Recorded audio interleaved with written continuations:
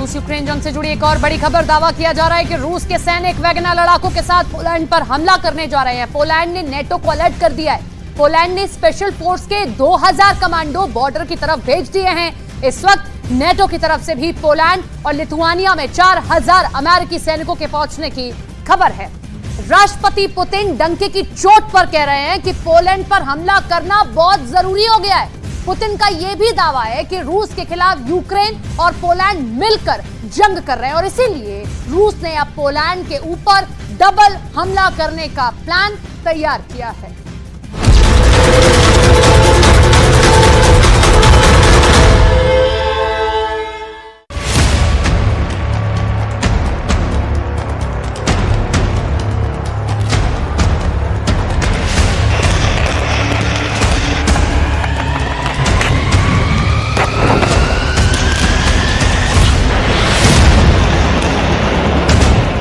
Poland पर Ukraine से बड़ा हमला फाइनल। अगर रूस के दावों पर यकीन करें तो यूक्रेन जंग में पोलैंड पूरी तरह से कूद चुका है। रूस ने तो यहां तक दावा कर दिया है कि इस वक्त यूक्रेन से कहीं ज्यादा खतरा रूस को पोलैंड से पैदा हो गया है, क्योंकि पोलैंड की जमीन से अब नेटो देश रूस पर बहुत बड़े हमले की तैयारी में जुट चुके हैं।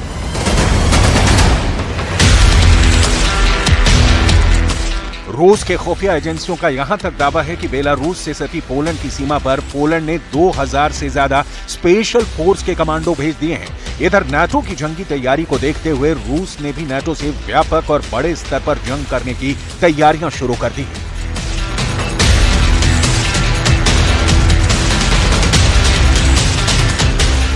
हम आपको 9 अगस्त 2023 को हुई रूस के रक्षा मंत्री सर्गेई शोइगु की मीटिंग का ये वीडियो दिखा रहे हैं, जिसमें आप साफ देख सकते हैं कि रूस की आर्मी, एयरफोर्स और नेवी से जुड़े टॉप जनरल और कमांडर्स को रूस के रक्षा मंत्री दो टूक बता रहे हैं कि हमें अब पोलैंड पर हर हाल में हमला करना है।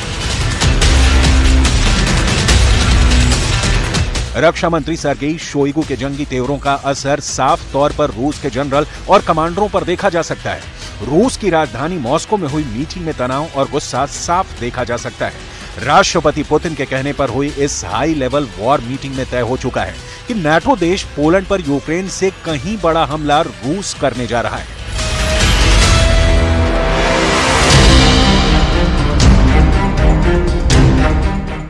हम आपको आगे दिखाने जा रहे हैं कि मॉस्को से 700 किलोमीटर दूर बेलारूस में रूसी सेना ने कैसे पोलैंड को घेरना शुरू कर दिया है। पोलैंड बॉर्डर पर डबल हमले की तैयारी। पोलैंड ने पिछले 21 दिनों में बड़ी तेजी से बेलारूस से सटी सीमा पर अपने सैनिकों और भारी हथियारों को भेजना शुरू कर दिया है। पोलैंड का दावा है कि बेलारूस से सटे उसके बॉर्डर की तरफ बेलारूस के सैनिक, रूस के सैनिक और वैगनर ग्रुप के हजारों लड़ाके हमले करने पहुंच चुके हैं। नाटो देश पोलैंड ने सभी नाटो देशों से अपील की है कि रूस यूक्रेन के साथ साथ पोलैंड पर हमला करने जा रहा है। इधर यूक्रेन को पूरी तरह से तबाह करने पर उतारू रूस ने पिछले 24 घंटे में 70 से ज्यादा हवाई हमले किए हैं, जिसकी वजह से यूक्रेन के दक्षिणी और पूर्वी यूक्रेन के शहर खंडहर बन गए हैं। अब हम आपको ये बताने जा रहे हैं कि रूस पोलैंड पर यूक्रेन से बड़ा हमला क्यों करने जा रहा है।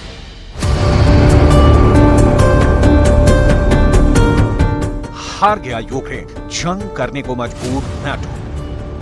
राष्ट्रपति पुतिन ने दावा किया है कि नाटो देश पोलैंड रूस के लिए यूक्रेन से बड़ा खतरा बन चुका है। राष्ट्रपति पुतिन का साफ कहना है कि यूक्रेन और पोलैंड इस वक्त मिलकर रूस से जंग कर रहे हैं। पोलैंड नाटो की तरफ से सप्लाई होने वाले हथियारों का मुख्य अड्डा बन चुका है। पुतिन का साफ कहना है कि पोलैंड नाटो देशों की ताकत के बल पर रूस से जंग करने पर उतारू है।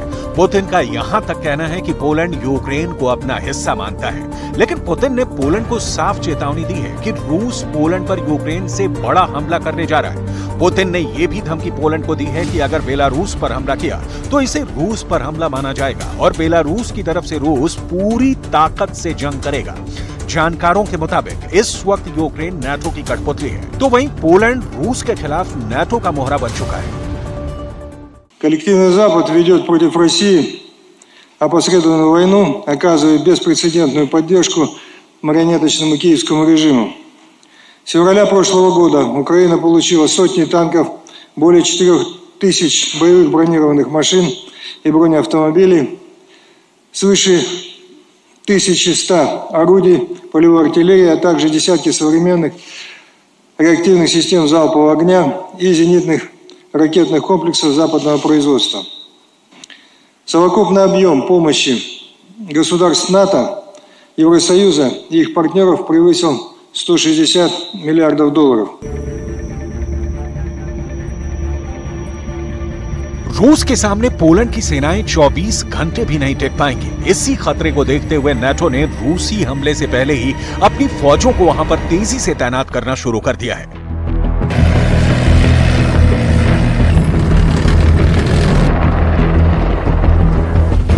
इन तस्वीरों को देखकर आपको अंदाजा हो जाएगा कि पोलैंड पर रूसी हमले का खतरा कितना ज्यादा बढ़ चुका है। हैरानी की बात यह है कि बेलारूस से यूक्रेन और पोलैंड दोनों की सीमाएं लगती हैं, जिसकी वजह से रूस अब यूक्रेन और पोलैंड पर ट्रिपल अटैक की रणनीति अपना रहा है। बेलारूस की तरफ से यूक्रेन पर लगभग 2 लाख सैनिक हमला करने जा रहे हैं, जबकि बेलारूस की तरफ से पोलैंड पर 1.5 लाख रूसी वैगनर लड़ाके और बेलारूस के सैनिक हमला करने जा रहे हैं।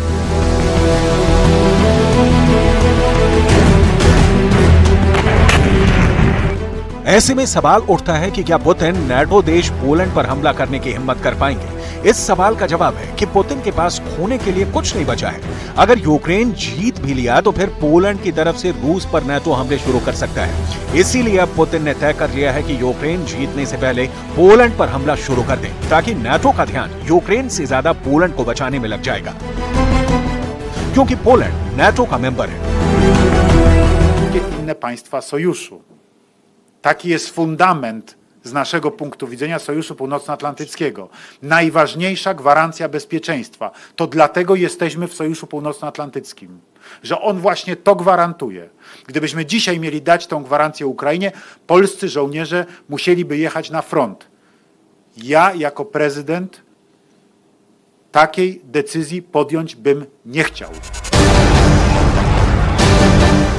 हैरानी की बात यह है कि पोलैंड और लिथुआनिया में नाटो के 8000 सैनिक रूस के खिलाफ युद्ध करने के लिए पहुंच चुके हैं। इन तस्वीरों में साफ देखा जा सकता है कि नाटो के हजारों सैनिक, सैकड़ों टैंक और बख्तरबंद लड़ाकू वाहनों के साथ मौजूद हैं। नाटो को लगता है कि रूस बेलारूस की तरफ से 3 नाटो देशों पर कभी भी हमला कर सकता है। इसीलिए पोलैंड, लिथुआनिया और लातविया को बचाने के लिए नाटो के सैनिक पहुंचना शुरू हो चुके हैं। नाटो के इस भीषण तैयारी को देखकर ही रूस ने यह भी साफ कर दिया है कि नाटो के 27 लाख एक्टिव सैनिकों से जंग करने के लिए रूस ने 15 लाख नए सैनिकों की भर्ती करनी शुरू कर दी है। रूस के रक्षा मंत्री जनरल सर्गेई शोइगु ने तो साफ कर दिया है कि रूस यूक्रेन के साथ साथ पोलैंड और नाटो के सभी देशों से बड़े स्तर पर जंग के लिए तैयार हो चुका है। Угрозы военной безопасности Российской Федерации возросли кратно. Серьезным дестабилизирующим фактором является вступление в НАТО Финляндии и в перспективе Швеции. После присоединения Хельсинки к Альянсу сухопутная граница России со странами блока увеличилась почти в 2 раза. На финской территории вероятно размещение дополнительных воинских контингентов и ударных вооружений НАТО, способных на значительную глубину поражать. पोलैंड पर यूक्रेन से बड़ा हमला फाइनल। रूस का दावा है कि हारते यूक्रेन को बचाने के लिए America, Britain, Germany, France, Poland समेत सभी नाटो के 31 देशों ने मिलकर यूक्रेन को $160 बिलियन यानी 160 अरब डॉलर की सैन्य मदद दे चुके हैं और 5000 से ज्यादा बख्तरबंद वाहन यूक्रेन को भेज चुके हैं। रूस का यहां तक दावा है कि यूक्रेन को 1100 से ज्यादा फील्ड आर्टिलरी गन मिल चुकी हैं। इसके अलावा घातक सॉल्वो रॉकेट सिस्टम और विमान भेदी मिसाइल प्रणाली यूक्रेन पहुंच चुकी है। खबर तो यह भी है कि यूक्रेन को जर्मनी की तरफ से कई पैट्रियट मिसाइल सिस्टम दोबारा यूक्रेन की राजधानी कीव भेजे जा रहे हैं, क्योंकि रूस ने पिछले 2 महीने में यूक्रेन में मौजूद नाटो के 45% से ज्यादा घातक हथियार तबाह कर डाले हैं, जिसकी वजह से यूक्रेन रूस के भयानक हमलों से तड़प रहा है। Тривалі і дуже детальні, важливі наради з нашими військовими. Спочатку ставка, особливий формат, вузьке коло, тільки ключові особи. Розбирали поточну ситуацію на передовій, на основних напрямках наших наступальних дій. Те, що вдається, те, що потребує посилення, те, що ми плануємо на найближчий час. Були доповіді головкому, командувачів, які безпосередньо займаються східними та південними напрямками, а також доповідь керівника ГУР. Окремо після цього відбулася також особлива комунікація наших командувачів, керівника Офісу міжнародників із партнерами.